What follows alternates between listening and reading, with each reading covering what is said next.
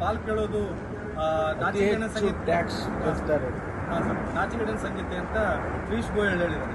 ನೋಡಿ, ಅವರಿಗೆ ನಾಚಿಕೆ ಆಗ್ಬೇಕು. ಅವ್ರದ್ದೇ ಭಾಷೆನಲ್ಲಿ ಉತ್ತರ ಕೊಡ್ಬೇಕಲ್ಲ ನಾವು. ಅವ್ರಿಗೆ ನಾಚಿಕೆ ಆಗ್ಬೇಕು.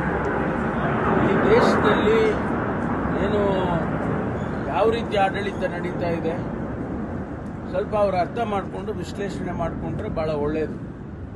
ಟ್ಯಾಕ್ಸ್ ಸ್ಟ್ರಕ್ಚರು ನಮಗೆ ಫೆಡರಲ್ ಸಿಸ್ಟಮ್ನಲ್ಲಿ ಯಾವ ರೀತಿ ನಮಗೆ ಡೆವಲ್ಯೂಷನ್ ಆಫ್ ಟ್ಯಾಕ್ಸಸ್ ಆಗಬೇಕು ಅನ್ನೋದು ಒಂದು ನಿಯಮ ಮಾಡಿಟ್ಟಿದ್ದಾರೆ. ಅದನ್ನು ಕರ್ನಾಟಕ ಹೆಚ್ಚು ಟ್ಯಾಕ್ಸ್ ಕಟ್ತಾ ಇದೆ, ನಮಗೆ ಹೆಚ್ಚು ಒಂದಿಷ್ಟು ಶೇರ್ ಕೊಡ್ರಪ್ಪ ಅಂತ ಹೇಳಿದರೆ ನಾಚಿಕೆ ಆಗಬೇಕು, ಅದಾಗಬೇಕು ಇದಾಗಬೇಕು ಅಂತ ಹೇಳಿದರೆ ಅವರು ಹಂಗೆ ಹೇಳ್ತಾರೆ. ನಿರ್ಮಲಾ ಸೀತಾರಾಮನ್ ಹಣಕಾಸಿನ ಸಚಿವರು ನಮ್ಮದೇ ರಾಜ್ಯ ಪ್ರತಿನಿಧಿಸೋರು, ಅವರು ಕರ್ನಾಟಕ ದಿವಾಳಿ ಆಗೋಗ್ಬಿಟ್ಟಿದೆ ಅಂತಾರೆ. ಇದೆಲ್ಲ ರಾಜಕಾರಣದಲ್ಲಿ ಇದು ಸರಿ ಇಲ್ಲ.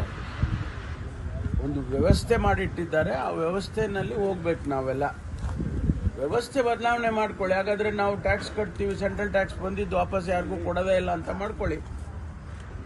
ಆಗ ನೋಡೋಣ ನಾವು ಏನು ಮಾಡಬೇಕು ಅದನ್ನು ನಾವು ಮಾಡ್ತೀವಿ. ಫೆಡರಲ್ ಸ್ಟ್ರಕ್ಚರ್ನಲ್ಲಿ ಹಣಕಾಸಿನ ವಿಭಾಗ ಆಗಬೇಕು ಅಂತೇಳಿ ಒಂದಿಷ್ಟು ವ್ಯವಸ್ಥೆಗಳು ಸಿಸ್ಟಮ್ ಮಾಡಿಟ್ಟಿದ್ದಾರೆ. ಅದಕ್ಕೆ ಪ್ಲಾನಿಂಗ್ ಕಮಿಷನ್ ಅಂತ ಇತ್ತು, ಈಗ ಅವರು ನೀತಿ ಆಯೋಗ ಅಂತ ಮಾಡ್ಕೊಂಡಿದ್ದಾರೆ. ಇರಲಿ, ಅದು ಬೇರೆ ವಿಚಾರ.